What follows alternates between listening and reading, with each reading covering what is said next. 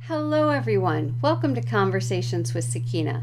In today's video, we are going to take a look at the Mermaid Tarot by Leeza Robertson and illustrated by Julie Dillon.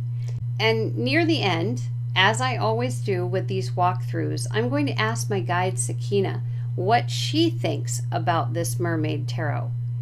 So stay tuned for that.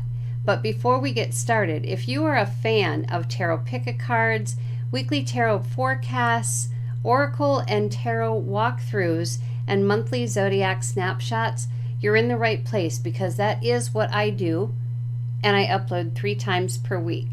So if that's of interest to you, please like and subscribe so you don't miss any of my weekly content. Okay, so let's get started with this Mermaid Tarot. This is one hefty box. It really is a hefty box. It is a Llewellyn, and there we go, Llewellyn magnetic box, showing on the box that it retails for $31.99. Here is the magnetic box, and we're going to take a look at the back here quick. It says tarot divination with the magic of the mermaids and the essence of the sea. The merfolk are teachers and guides, born in a watery world of mystical mythology and powerful energy. This elegantly illustrated Rider-Waite-based deck invites you to receive the lessons and blessings of the spiritual realm, offering the insights you need to move forward through the challenges and barriers that we all must face. Now more than ever, the songs of the mermaid are calling the people of the land. Let their magic be your guide. Okay, so this deck really appealed to me when I saw it. It was someone else's walkthrough, I believe, that I saw it on, and I just thought it was the most gorgeous deck. Now, as is per the case with Llewellyn, we have a really nice guidebook, and again, beautiful colors. And I don't think my camera really picks up the gorgeousness of these colors, but we have a lot of information in the guidebook. It's done in chapters, and I'm going to see if there's a table of contents here that I missed. Yes, there is. So if we look quick at the table of contents, we have an introductory note. Chapter 1, the flow of the deck. Chapter 2, taking the cards for a swim. Chapter 3, the Major Arcana. Chapter 4, the Minor Arcana. And they did keep all of the suits the same, with cups, wands, pentacles, and swords. Mermaids, magic, and spreads. And then a final note. So we do have spreads in here. I'm not going to go through the book at this point. We're going to go through the cards first, and perhaps we'll come across a card that we're kind of curious as to what that particular card might mean. So we are going to keep the guidebook close at hand. I only have a little bit of room here to work. So inside the box we have yellow kind of scale looking, can you see that? Kind of scales, and then a little fish at the bottom where the cards go, and again a ribbon to help get the cards out. So we're going to set that aside for now. The cards themselves, here is the back.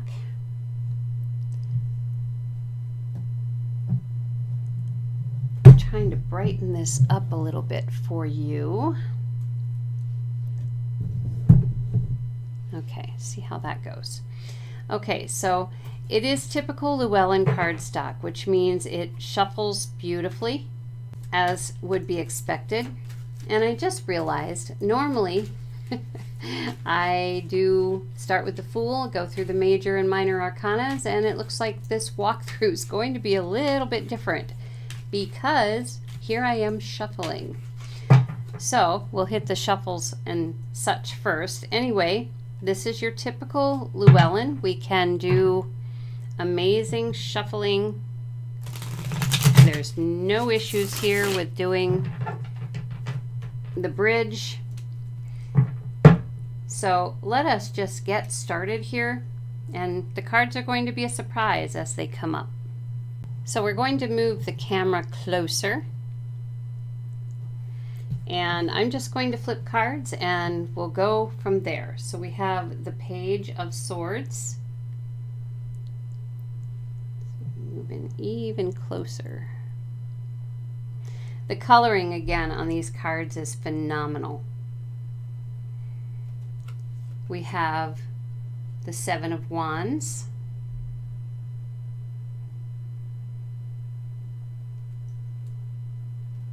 Knight of Wands,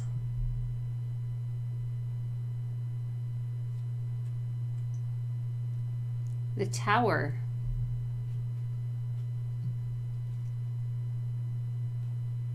Two of Pentacles,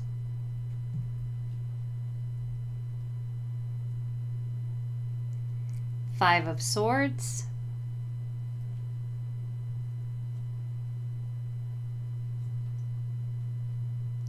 Ten of Wands,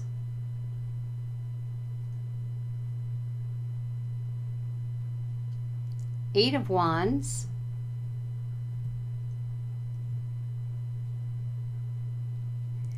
Four of Wands. Sorry if I'm not looking at you at the camera. I get kind of caught up in setting these out.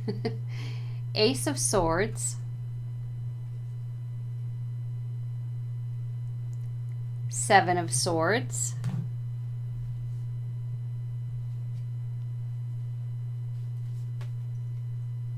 Nine of Pentacles. Now this is one that I recall needing to look up. The Nine of Pentacles to me is a card that shows that you have pretty much everything that you could need in life. And I really wasn't sure what this wishing well was all about. So that's going to be one of the cards that I look up here for you. Let me find the Nine of Pentacles here. Okay, so I know you can't see. I will slide this back again. And I'm so sorry if there is a light in your face here.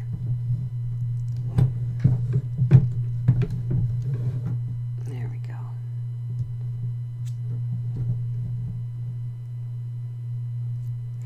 Okay, slide this back here. All right, so it says you slowly walk toward the wishing well and toss in your coin. You take a deep breath and release your wish to the rippling water below. You touch your heart and lips and turn around. Without looking back, you walk away. Just then, the keeper of the well raises and adds your coin to her collection. Your wish may or may not be answered, yet the mermaid of the well continues to collect your coins and add them to her collection. She receives without asking and gets to be the keeper of the wants and wishes of others. When you look at all her coins, can you find yours? Upright meaning, there is a protective element to the Nine of Pentacles, like you have finally learned how to set boundaries around yourself, your health, and your material treasures. Just as the mermaid keeps the coins and secrets of the well protected, there is nothing wrong with protecting what you have worked so hard to create, especially if you intend to keep enjoying your good fortune for a long time to come. Reversed, it is important to remember that not everyone is a threat and not everyone wants what you have. Here, in the reversed aspect of the Nine of Pentacles, there can be a tendency to become paranoid about losing all that you have created. All this line of thinking will do is suck the joy out of the life you have worked so hard to build. Didn't you create what you did to enjoy it, not to imprison yourself?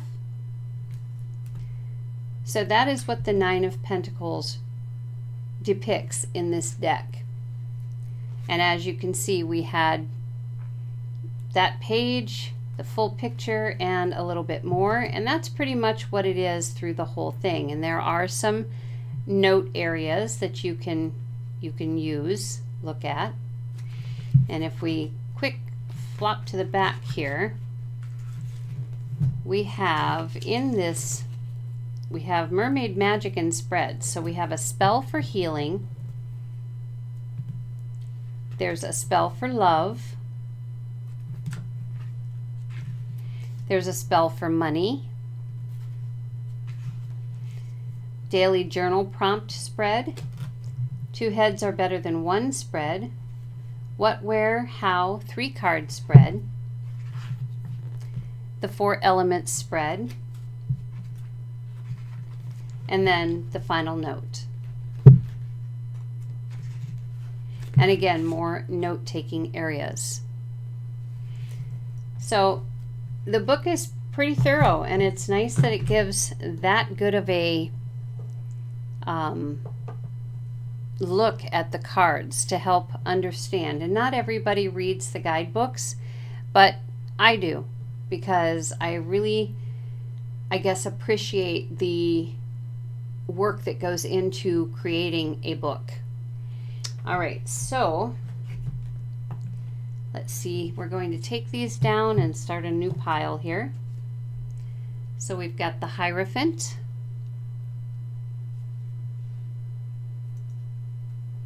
Two of Swords,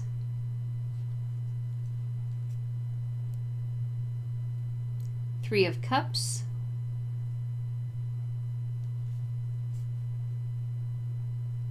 Ten of Swords,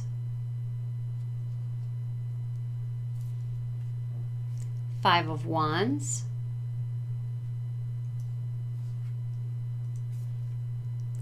Knight of Cups,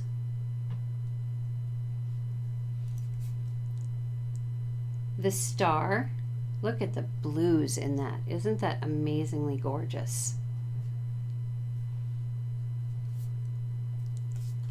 The High Priestess,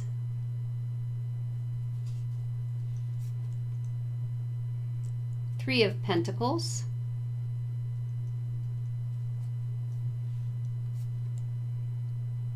the Lovers. I like that card a lot. You can see her as a mermaid and her as a human in the mirror looking at one another. We have the Six of Wands,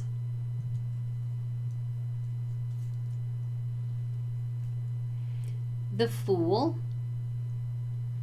and this obviously, or at least to me it seems obvious, that it's a take on the Little Mermaid to some extent. She's coming out of the water and her fishtail is turning into legs.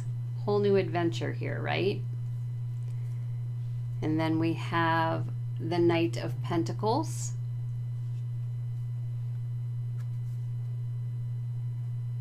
the Three of Swords. Now that's a sad card. That's really, really tough for animal lovers like myself.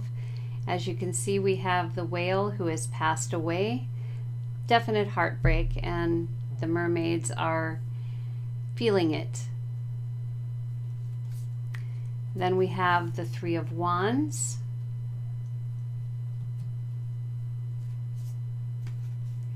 the Six of Swords,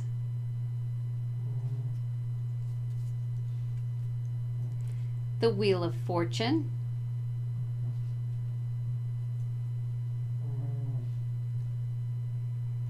the Four of Cups,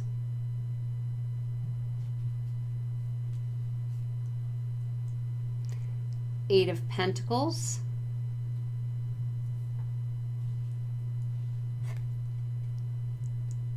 Judgment,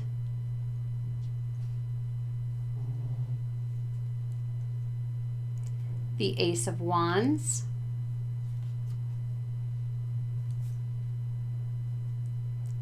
the Nine of Wands. I'm going to move this pile down. The Devil,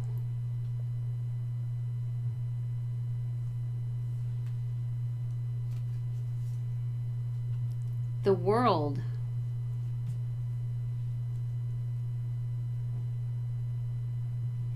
King of Cups, Queen of Cups,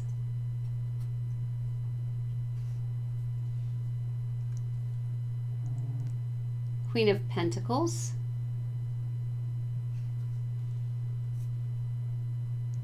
Six of Cups,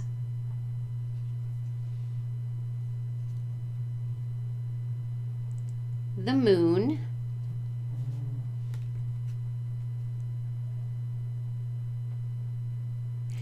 actually before I do the next one, I want to look up the Moon. It's a very interesting moon card. We can see the full moon behind her, but I'm interested in hearing how they depicted the moon in the book.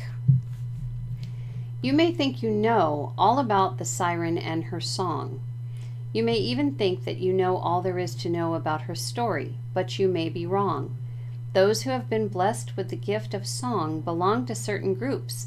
There are healing sirens, dream sirens, warning sirens, and nightmare sirens, just to name a few. The healing sirens sing only under the light of the full moon. When they raise their voices across the ocean to the sky, they sing a healing chant, sending out wave after wave of healing frequencies. These frequencies help with calming the world's tensions, restoring balance, and sending relief to those who are suffering. The full moon siren also does one other unique thing her fellow sirens do not. She calls lost souls home. All those who were lost at sea and wandering the waves, she calls home with the vibration of her melody. All this happens in one night, the only night of the month when the moon is completely full. Upright. Have you ever walked the shoreline under the full moon and watched as the moonbeams dance and sway within the rolling waves only to disappear once they hit shore? It's like watching a magical underwater light show. If you watch from a certain angle, the waves look alive. The truth is that they are simply answering the siren's song, spreading her energy and carrying her frequencies to all. Under the light of the moon, it looks so spectacular, yet what happens under the blanket of darkness looks very different from what happens in broad daylight. In the dark, we find more space for our imaginations to run wild, allowing us to lose all sense of perception and see things that would not be visible under the sun's intense rays. Reversed. Are you scared of the dark? Many people resist looking into the darkness, scared of what they might find, the sounds they hear.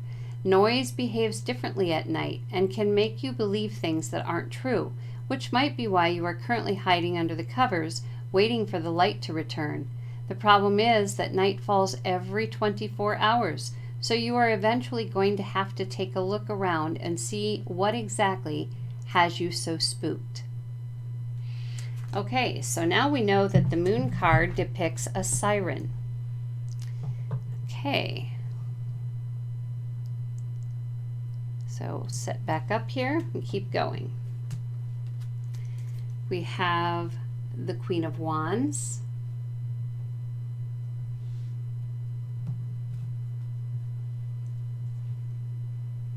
the Magician,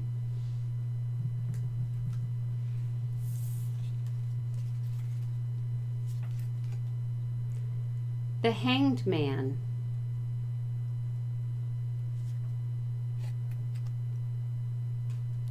Strength,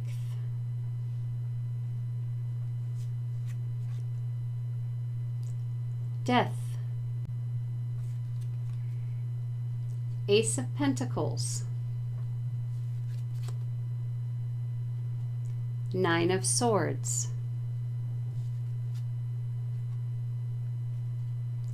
the Empress,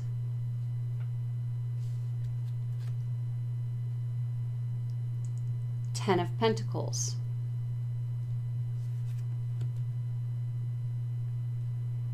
Justice,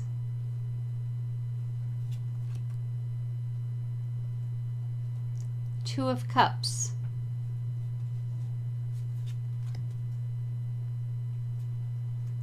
King of Wands,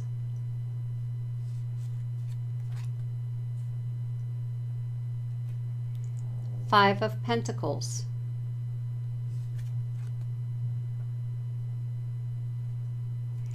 Two of Wands,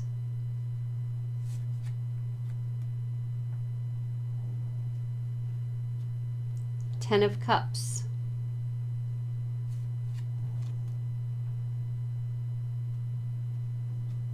Ace of Cups,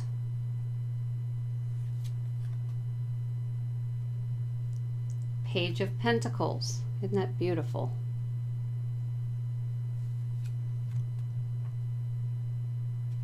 Seven of Pentacles,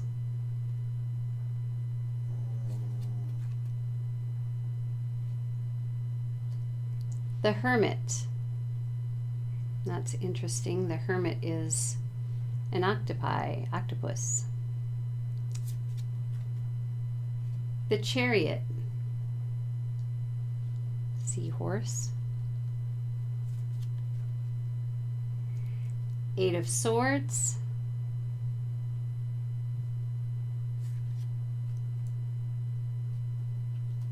Queen of Swords,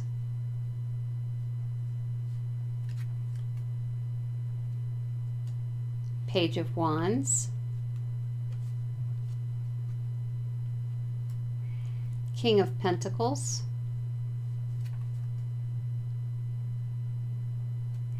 Six of Pentacles,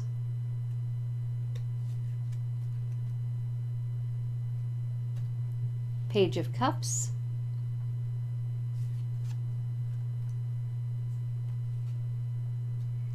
Five of Cups,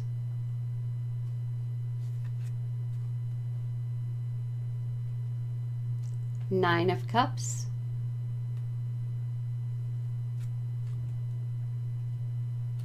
Seven of Cups,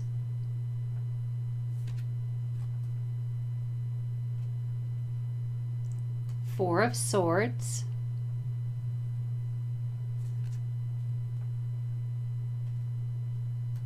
Eight of Cups,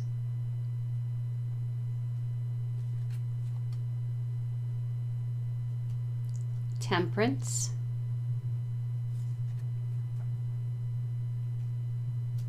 the Emperor,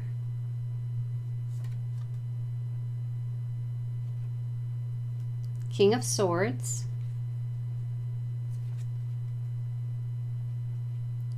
the Sun.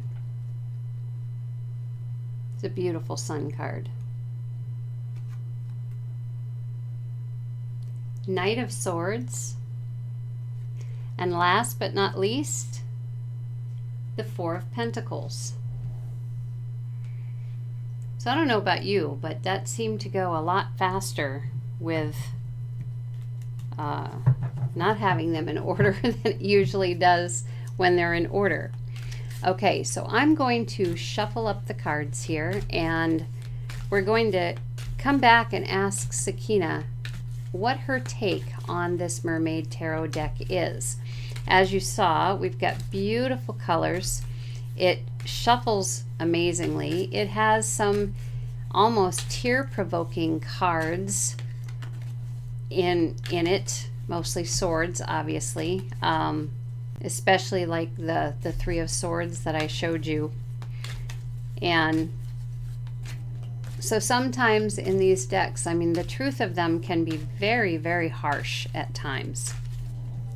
So you're going to be hearing me shuffle in the background, and I'm going to wait for Sakeina to pop out 2 or 3 cards, in the process of which you might be able to hear my Chihuahua snoring very loudly. He's lying on the floor under the table, but yet we can hear him, or I sure can. So if you are hearing him, I do apologize for that. He is such a sweet boy, but he definitely has the snore down. Okay, so waiting for Sakeina to throw out 1 or 2 or 3 cards to see what her take is on this deck. So we have 1, which is the Ace of Cups.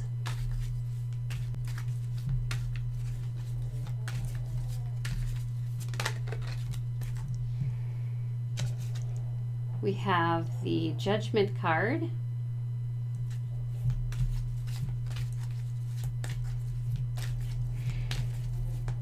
Going to give her the chance to throw out a third one if she would like. Okay, I was quiet so that if I had to quick fast forward through some of the shuffling, you wouldn't have to try to hear me talk and go ding, ding, ding, ding, ding. Any more, Sakeina?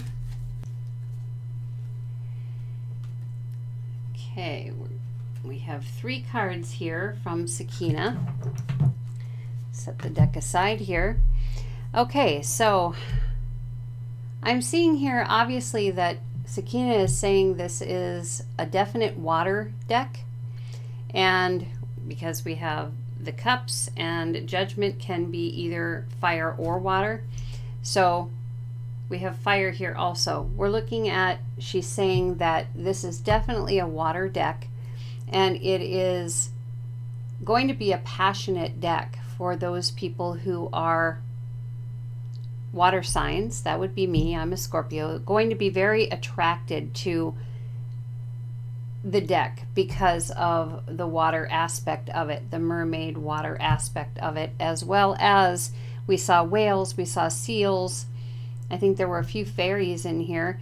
Anyway, it's going to be a very attractive deck to people who enjoy water decks or the element of water. Also, this is a deck, she's saying, that opens up the emotions.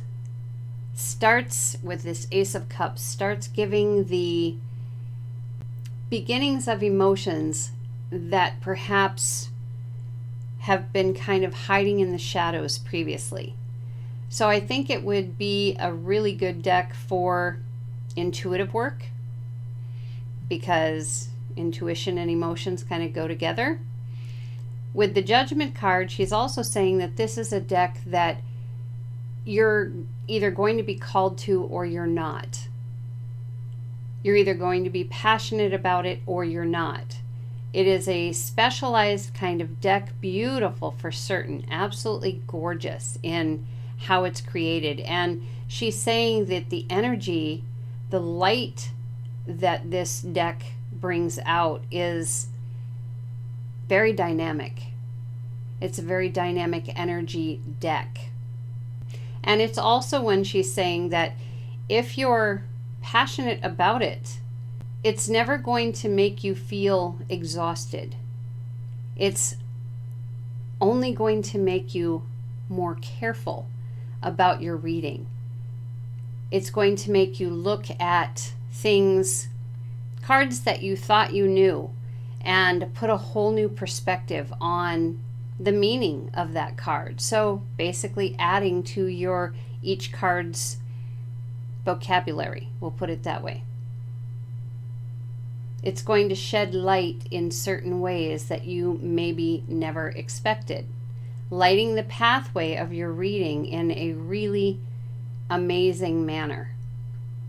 Now, what we aren't seeing of the cards that she sent out here are the elements of earth and air. Well, that makes sense in the cards themselves, since most of the imagery that we are seeing in these cards have to do with being underwater. But there are a few where they are above ground. But I think she's saying here that grounding and breathing is a good practice before attempting to use this deck. That you would probably have really, really good results with this deck if you ground and breathe before attempting to read. So I do believe that Sakeina is, she's not really saying she likes the deck. She's not really saying she doesn't like the deck. So let's pull a card just for the fun of it to see. Sakeina, do you or do you not like this deck?